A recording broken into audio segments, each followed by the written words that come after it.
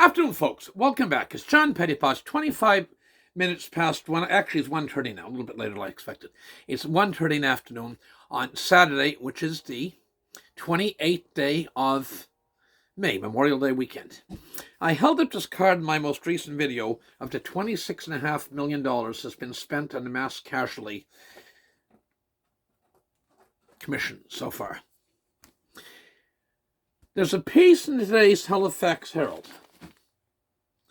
Only the third video I've done on the Porta Peak series of the mass murder. Today, Saturday, April 6th, Halifax Herald. An alert would have saved my father. This is the lady here, and I'll mention her name. The lady's name is Charlene Begley, the daughter of Tom Begley. Speaks out during the April 2020 mass shooting, who died during the April of 2020 mass shooting. Speaks up to media on Thursday morning about the protest against inquiry accommodations granted to RCMP commanders subpoenaed to testify for inquiry.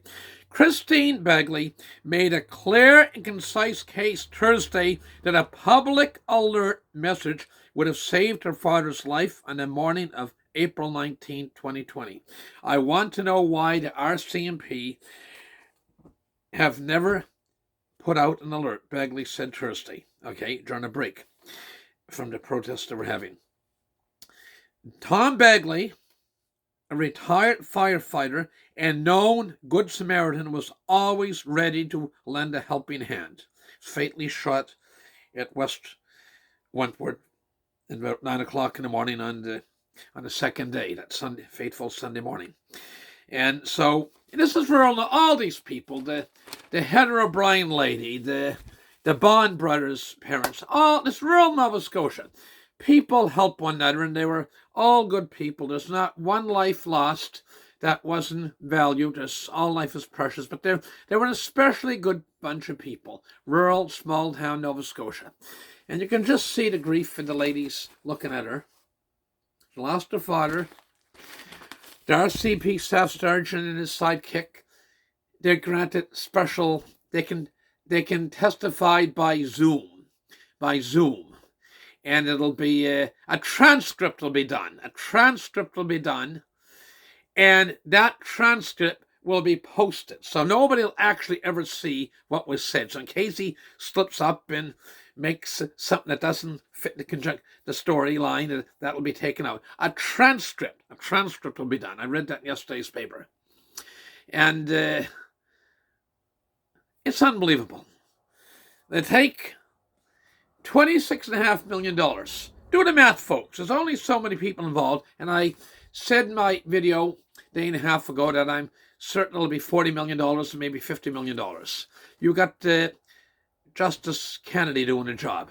What he's making now from his pension, he's a retired judge, what he'll make from doing his hearing, if he doesn't become a millionaire from that, he'll polish his next $1 million pretty well. Some of these lawyers and people on commission will make hundreds of thousands in aggregate. This is the way this is going on. They will. If it doesn't make them a millionaire, it's not wrong to be a millionaire. I'm not envious of people's wealth, but it'll polish the next $1 million. It's awful. There's RCMP officer served in this area. He was in New Brunswick. He was a real gentleman. And he told me one time, half the teachers in front of the classrooms shouldn't be in a school. Half the teachers in classrooms in front of the students shouldn't be in school. And I don't disagree with that. He was right. And real gentleman. So interestingly, somebody who I can't mention in New Brunswick in a position, and the police there made a comment, and I'm not going to mention his name because he'll get in trouble for saying the truth. It's not politically correct. He feels that 20% of the officers that he serves with are suitable to serve in the police. Something has gone seriously amok. I hesitated to be so direct before. There's an RCMP officer in a neighboring county who I'd see in church sometime with his family. One incredible gentleman, real gentleman. And I asked him the other day, how's he doing? Police officer, he said, he's no longer a police officer. What do you mean? He's not that old. He served out of province, distinguished at another part of Canada, and then he was transferred to the neighboring county here. And it said he was dismissed. Dismissed! I said, why was Officer so dismissed? Well, he wouldn't take the coronavirus shot. Well, mother of God, any police force with a brain in their head would be honored to have this gentleman as one of their officers to represent him. He's gone. We have officers at local attachment. They definitely shouldn't be there. And you can quote me. They shouldn't be there. Some of them in a long time. Somebody one day made a comment, well, it's the law. The province has seen fit to put the law. Okay. Interestingly, the chief of police in Vancouver, which I think it's city police in the city of Vancouver, city of Vancouver in British Columbia, 604, the Lower Mainland, told him, look, coronavirus stuff, we got a major drug problem. Heroin's a huge thing in Vancouver, and lots of other drugs. They take murders, armed robbery. He told them one day, the city councilor, police commissioners, he told him, I'm not using my officers to enforce your coronavirus ordinances. I read this about a year ago, 15 months, year and a half ago now.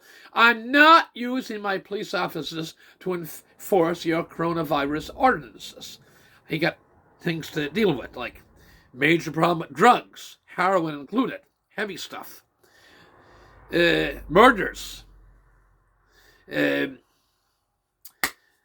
armed robberies, and a whole raft of stuff that comes in with being a head of a police force in a major port city like Vancouver. Okay, and he just told him, I'm not using my manpower, men and women that he has the privilege of working with and overseeing, to enforce laws, ordinances on coronavirus. So anyway, some of these officers, some are very good. Some are very sincere and very good, and we thank God for them. There are some that are very good and sincere. But man, oh man, I say, well, it's a law. It's a law. It's interesting that those that sent Anne Frank in Germany, I'm going to go in a little digression here, those that sent Anne Frank back into Germany to concentration camp, they weren't enforcing laws of the day. I mean, one has to have some moral code, one would think. Okay, one would think one would have some moral code when you see fit to devote your work life to law enforcement. And some do, but some don't. Okay, and unfortunately, that is not the exception. Okay, and that'll be a video for another day.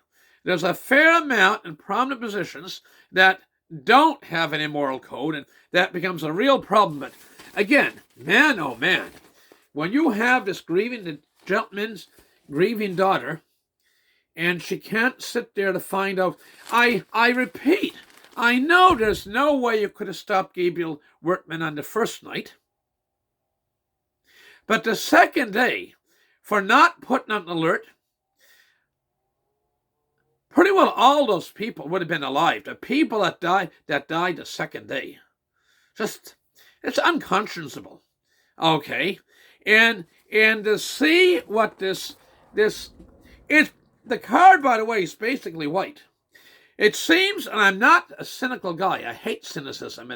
It ruins your energy and makes people cynical, and you lose opportunities. The cynicism's not a good, but boy, oh boy, it seems like the top part of this card and the side part of the front page, it's part of the cardette, it's more of a whitewash. It's more of a whitewash till it is any attempt at getting at the truth. Why, in the name of God, can't this lady have the officer, who's off on a big pension now, testify in front of her and have the lawyer for the families? I mean, it's ask him questions directly. So as it goes now, folks, you're $26.5 million a date. He testifies privately with a predetermined bunch of questions, not off the cuff. Okay, predetermined bunch of questions. So it doesn't make any slip-ups. And if he does, that transcript will come out. That transcript will come out. They will never actually even see a video of his officer Carroll's, Staff Sergeant Carroll's, actual